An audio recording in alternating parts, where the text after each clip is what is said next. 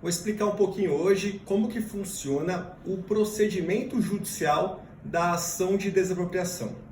Mas aqui é importante que eu vou falar que só vale para o Estado de São Paulo. Por quê?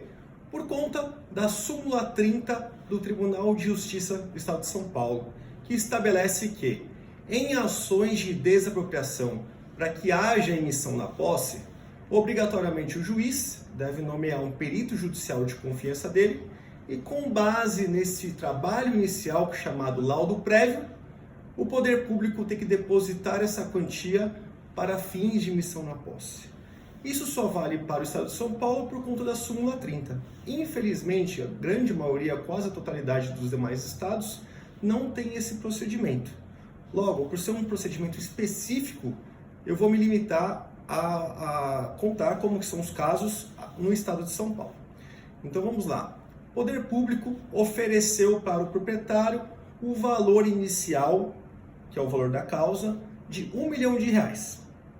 Por conta da súmula 30, o juiz obrigatoriamente tem que nomear um perito judicial de confiança dele. Esse perito judicial, ele vai ser intimado ou para estimar os seus honorários ou vai ser pré-estabelecido pelo juiz. Ele vai ter que designar data e hora para realizar a vistoria do imóvel. Recomendamos que nessa vistoria, tanto o proprietário quanto os seus advogados, assistentes técnicos, acompanhem para subsidiar o perito judicial de todos os elementos técnicos e fáticos sobre o imóvel. Nada melhor do que o proprietário para descrever a real situação e histórico do imóvel que está sendo desapropriado. Feito isso, o perito judicial, feita a vistoria, ele vai apresentar um laudo chamado de laudo prévio. Esse laudo prévio só tem uma finalidade: apurar um valor próximo de mercado, que deveria ser o final, mas não é, para fins de emissão na posse, para que o proprietário não perca a posse do imóvel pelo valor que o poder público entende devido e que muitas das vezes não reflete a realidade do mercado.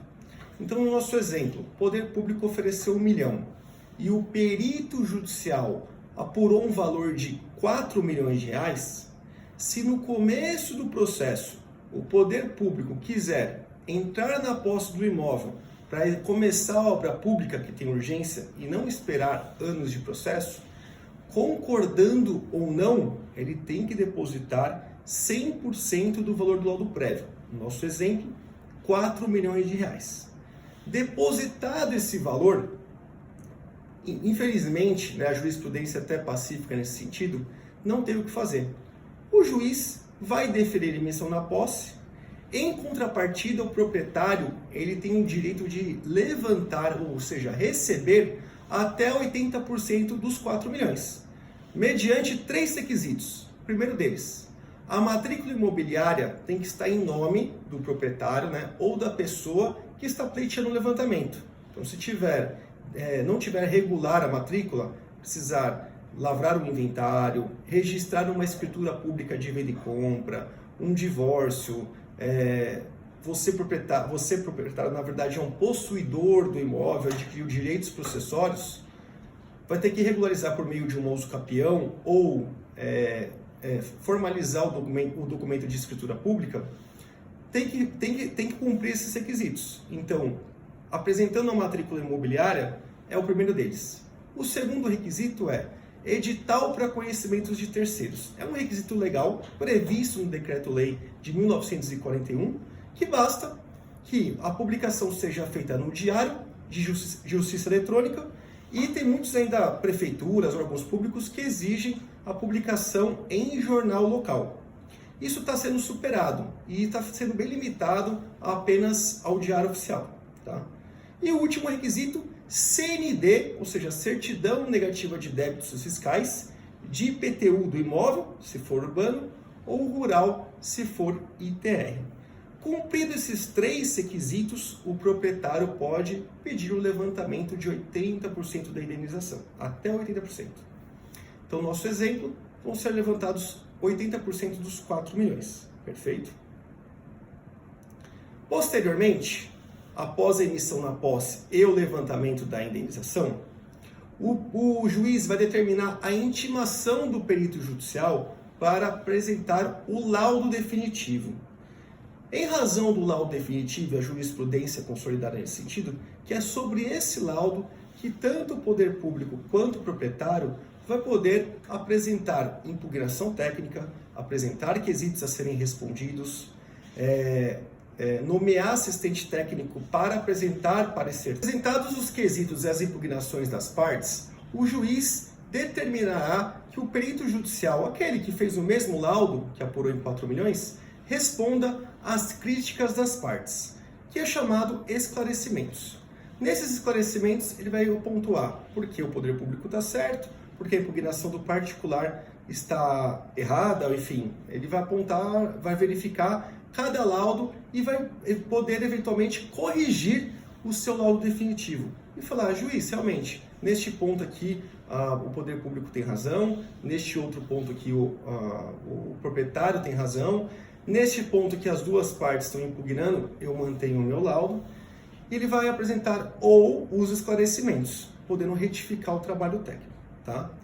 É por conta desta situação que o legislador entendeu que o proprietário não pode levantar 100% da indenização no começo do processo. Por quê? Se tiver uma diminuição da indenização em sede de esclarecimentos ou definitivo, o proprietário que no começo do processo é um credor passará a ser um devedor do poder público. O nosso exemplo, imagina se em esclarecimentos ou definitivo, o perito judicial apure um novo valor de 3 milhões e 800 mil reais. Se o proprietário tivesse levantado 4 milhões, aonde estariam esses 200 mil reais? Então, para que o poder público não tenha que executar, penhorar os bens do proprietário, enfim, e isso demoraria anos, esses 20% é como se fosse uma gordura que fica no processo, que caso haja uma diminuição, basta o poder público, ao final da demanda, pedir o levantamento da quantia da diferença entre o laudo prévio e o definitivo. Tá?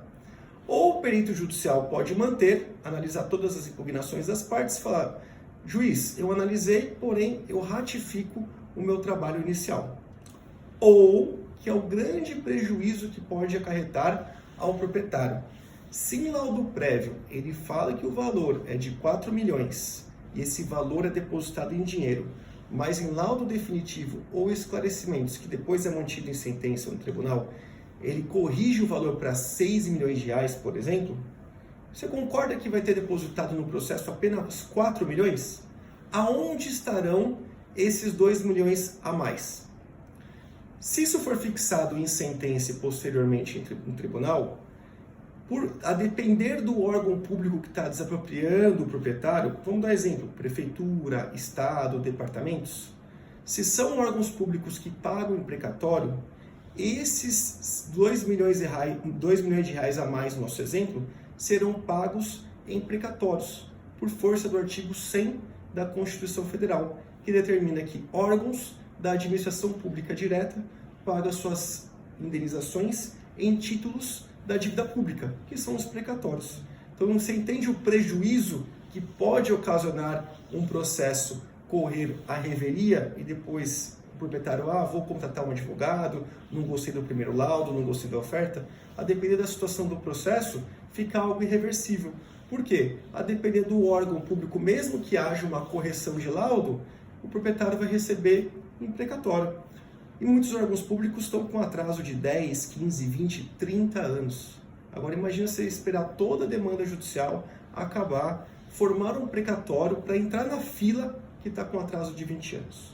Então por isso que a gente recomenda desde o começo do processo, ou até mesmo na época do decreto, já acompanhar todo o avanço, né, da obra pública e do interesse do poder público para promover a ação de desapropriação. Tá? Após esses esclarecimentos e acabado o litígio, né, porque uma hora o juiz vai falar, diga as partes, a prefeitura, o poder público se manifesta, o proprietário se manifesta. Manifesta o perito se manifesta as partes. Uma hora o processo vai ficar maduro, porque todo mundo já abordou tudo aquilo que entende em razão da prova, né, da fase instrutória. E o juiz vai encerrar. Ele vai falar: está encerrada a instrução, abro partes para alegações finais, que é o último suspiro para as partes apresentarem aqueles pontos que entendem devidos e que deverão ser abordados na sentença. Depois de apresentadas as alegações finais, o juiz vai proferir uma sentença, sempre julgando procedente. Por quê? O objeto da demanda expropriatória é a incorporação do patrimônio público ao poder público expropriante. A consequência disso é o pagamento da indenização. Tá? Então, na sentença, o juiz tem que fixar o valor que entende devido, após todas essas impugnações das partes, esclarecimentos do seu perito, e verificar quem é que está certo, quem está errado e por quê. E ele vai ter que fundamentar isso na sua sentença. Vai ter que condenar também o poder público ao pagamento de juros compensatórios de 6% ao ano, sobre o valor que ficou retido no processo, custos e despesas processuais à parte vencedora, se houver majoração da indenização, ao proprietário, e honorários de sucumbência. Tá? E claro, se tiver uma outra discussão ao longo do processo que foge à normalidade, por exemplo, discussão sobre fundo de comércio, sobre perda de valores de aluguel, extensão da área a ser desapropriada, desvalorização da área remanescente, tudo isso deverá ser abordado na sentença. O valor sendo fixado em sentença, a depender do órgão público expropriante, por exemplo, uma prefeitura, se o valor dobrar, obrigatoriamente vai ter que ter o duplo grau de jurisdição. Ou seja, mesmo que os procuradores não recorram, o processo vai para o Tribunal de Justiça, no nosso caso de São Paulo, né, que como conta de súmula 30, que é a especificação, e eles vão analisar todo o processo novamente e proferir um acórdão, ou mantendo a sentença, ou convertendo o julgamento em diligência para sanar alguma dúvida que não foi esclarecida pelo perito, ou vai acatar o recurso de qualquer das partes.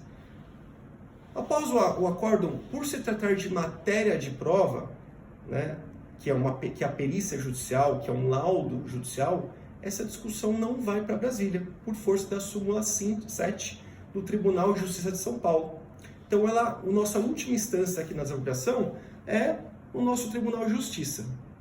Claro, questões de ordem legal e constitucional, juros compensatórios, afronta ao Código de Processo Civil, essas matérias sim podem ir para Brasília. Mas em relação à prova, discussão sobre valor indenizatório, o último tribunal é o Tribunal de Justiça do Estado, no nosso caso de São Paulo. Tá?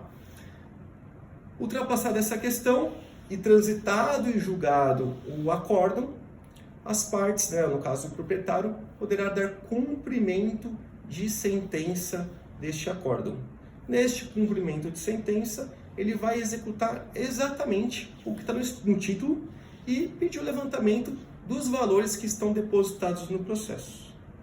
Feito isso, finalizada a demanda, o juiz vai expedir uma carta de adjudicação em favor do poder público para que seja registrado na matrícula do imóvel e aberta uma matrícula específica, um contribuinte específico para aquela área que foi desapropriada.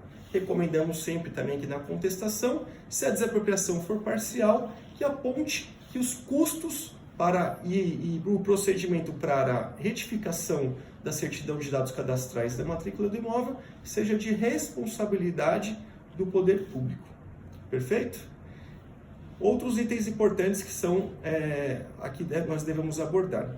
Por se tratar de uma demanda indenizatória pela perda de um imóvel, o próprio Decreto-Lei 3365 de 41 e até tem julgados do STJ e STF sobre essa questão, não há pagamento de impostos, né, de lucro imobiliário sobre os valores que o proprietário vier receber a título de indenização. Tá? Isso aqui é bem sedimentado há anos na jurisprudência e tem previsão legal, então nós recomendamos que, após haja o levantamento da indenização, mesmo que seja parcial, informe o seu contador para que ele baixe o imóvel da declaração de imposto de renda e substitua pelo valor que você recebeu. Não há qualquer pagamento de imposto. ganho de capital, lucro imobiliário, tá bom? Bom, espero que tenha ajudado. Qualquer dúvida, estou à disposição. É uma matéria que é muito extensa, né? Não é fácil explicar um procedimento judicial desde do ajuizamento até o trânsito em julgado.